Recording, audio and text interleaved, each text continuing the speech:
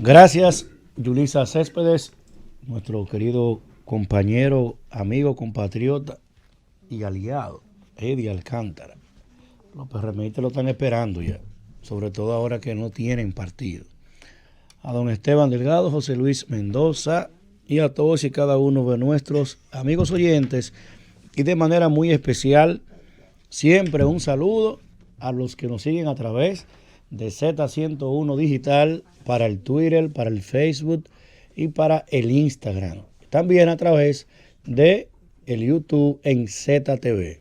Cada una de estas plataformas y de estas estructuras nos colocan en el acceso de nuestra diáspora dominicana que con tanto afán aporta a la sostenibilidad económica y la paz social en nuestro país. A nuestros hermanos que trabajan en rutas de camiones, a los que trabajan en bodegas, salones de belleza, en tiendas, los que viven también de sus propias empresas que han fundado en diferentes estados de la Unión, igual a los que están en Sudamérica, en Europa y en algunas de nuestras hermanas naciones de América también. Así es que saludo para todos, muy especialmente a los que están en Nueva York, que a diario postean, escriben y mantienen retroalimentado a uno de todo cuanto acontece aquí con más fuerza que muchos de los que viven aún en República Dominicana. Gente que se va, pero se lleva el corazón con cada uno de nosotros. Así es que saludo para todos ellos allá. Hoy hemos tenido una participación aquí en este gobierno de la tarde, en esta Z101, de un actor que ha puesto sobre el tapete con su posición una situación que impacta mucho al tema de los dominicanos residentes en el exterior, y es a don Ramfis Domínguez Trujillo, porque hay un tema de carácter de derecho comparado con él, y es que si bien la Constitución de la República en todas sus manifestaciones siempre ha sido muy clara de cómo se adquiere la nacionalidad, esto es que usted adquiere ser dominicano de dos formas.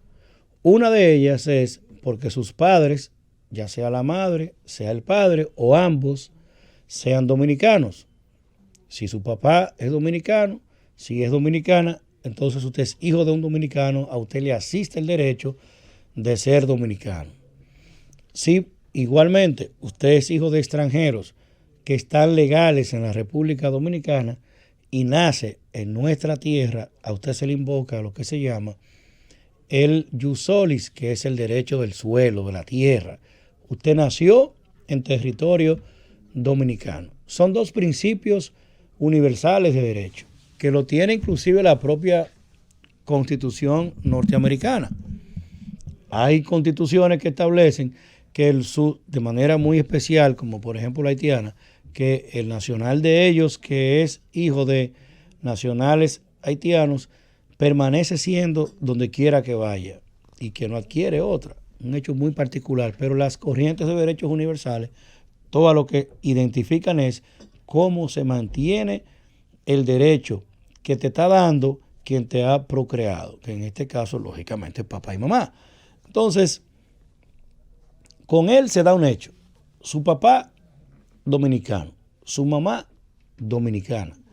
Él nace en territorio norteamericano, pero él tiene, por el jus sanguinis, que es el derecho de sangre, el derecho universalmente reconocido a ser dominicano. Nace fuera de aquí y nace con dos nacionalidades. ¿En qué momento se produce el tránsito de derecho en el que él jura por otra bandera, en el que él adquiere, en el que él jura por otra nacionalidad, que es lo que se llama la doble ciudadanía? Nunca, porque él nació con las dos. Él nace bajo la cobija de dos fundamentos de derecho, el jus soli, derecho de sangre, y el jus sanguis, que es el derecho de sangre, y el jus soli, que es el derecho de la tierra, el del suelo. Entonces, la verdad es que la Constitución ha previsto todo lo contrario, ha previsto la situación de muchos dominicanos que salen del país, llegan por lo general a Estados Unidos y juran por la nacionalidad norteamericana o cualquier otra, que así también lo permita esa Constitución. Cuando entonces, bajo una serie de requerimientos que tiene esa otra nación, por ejemplo los Estados Unidos, más de 5 años de residencia legal permanente, no haber estado sometido a un proceso judicial, no es no haber sido condenado, no haber sido sometido a un proceso judicial, estar al día en el pago de sus arbitrios, es decir, en Estados Unidos, usted tiene que tener sus income tax de por lo menos los últimos 3 años previos a usted someter su aplicación para ciudadanía. Manejar el idioma inglés por lo menos de manera básica.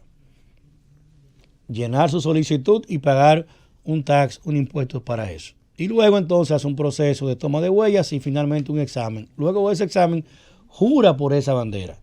Al jurar por esa bandera, usted adquiere esa doble ciudadanía. Con Ramfis no sucedió lo propio, porque él nunca aplicó para esa segunda ciudadanía, sino que él nace con las dos.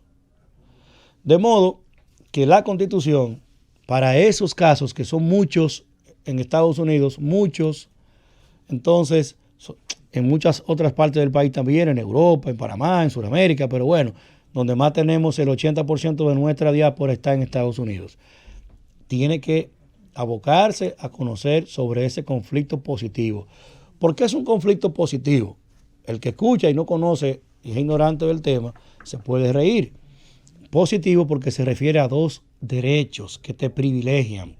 Es como las cuotas, que son privilegios positivos, porque es una discriminación, te discrimina dentro de un universo, pero te discrimina en beneficio de quien tiene esa cuota. Por ejemplo, cuota de los jóvenes es una discriminación porque discrimina el segmento poblacional joven dentro del universo, pero lo discrimina positivo porque lo discrimina para agenciarle, segregarle un derecho dado en cuota, o la mujer o el género, que discrimina un 60 o un 40 para que ambos géneros tengan protegido por derecho, por un privilegio que lo discrimina, pero positivo, que es una discriminación de derechos.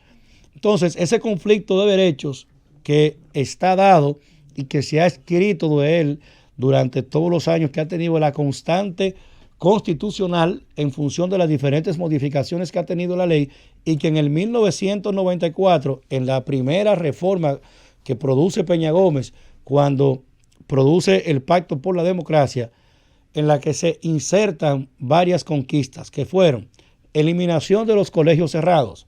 Hasta ese momento, hasta la crisis del año 1994, usted llegaba a una fila a votar y entregaba su carnet para ir a votar. Llegaba y a las 6 de la mañana se recogían todos. Y luego entonces el que no llegó luego de esa hora era un colegio cerrado. Eso se eliminó por Peña Gómez en la reforma del año 1994. También se inserta la figura de la segunda vuelta electoral.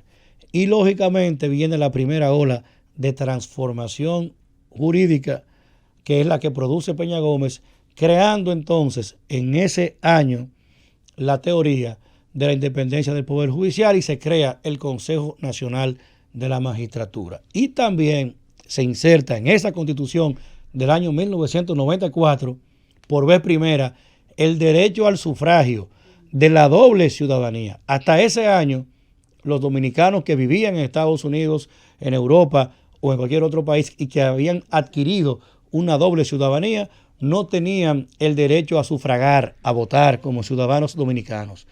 Esa reforma constitucional del 1994 es la que reivindica la doble ciudadanía. A partir del año 1994, entonces se produce una reforma en el año 2002 que solo modificó los aspectos que tienen que ver con la presidencia de la República, y luego se modifica en el año 2010 en una nueva constitución con preámbulo y con más de 110 artículos nuevos que fueron insertados. Luego de esa también se modifica en el año 2015 y también mantiene la constante constitucional del privilegio positivo de la doble ciudadanía. La realidad es que no ha habido una discusión de fondo. Históricamente se le ha ido medio velado al tema porque hasta ahora no se había presentado la situación no de un dominicano que se va y adquiere otra, sino una situación de un dominicano que nace con ambos principios constitucionales de derecho y reconocidos en todas las demás corrientes de derecho positivo. Ese es un tema que tiene que trabajarlo. Yo creo que hay que aprovechar esta experiencia que está viviendo el señor Ramfis Domínguez Trujillo, que incoe un recurso al Tribunal Constitucional que tendrá que tomarse su tiempo. Yo no creo que haya, la verdad que no creo que haya forma de que le puedan fallar en tiempo para que él pueda tomar beneficiarse de una decisión o no, de modo que está compelido a que encuentre un tránsito de cómo redimir el pasivo social que tiene su familia con la sociedad dominicana. Porque independientemente de que nadie es culpable de los hechos que cometió tu mamá, tu papá o tu abuelo, evidentemente que carga sobre sí los méritos de la era, pero también carga sobre sus hombros el luto, el dolor, la sangre de tantas dominicanas y dominicanos y sobre todo de la democracia. Tiene una oportunidad para reivindicar históricamente ese fuero de su familia y generarle a la República Dominicana un pacto social a través de su declinación de aspiraciones, encontrando en el heredero fundamental de las luchas democráticas que fue históricamente el PRD y que ahora lo es el Partido Revolucionario Moderno, encontrando en el PRM una bocanada histórica para que pueda oxigenar sus ancestros y permitirle a este país ver a una persona de origen Trujillo reivindicar la democracia, Francis, y apoyar el cambio.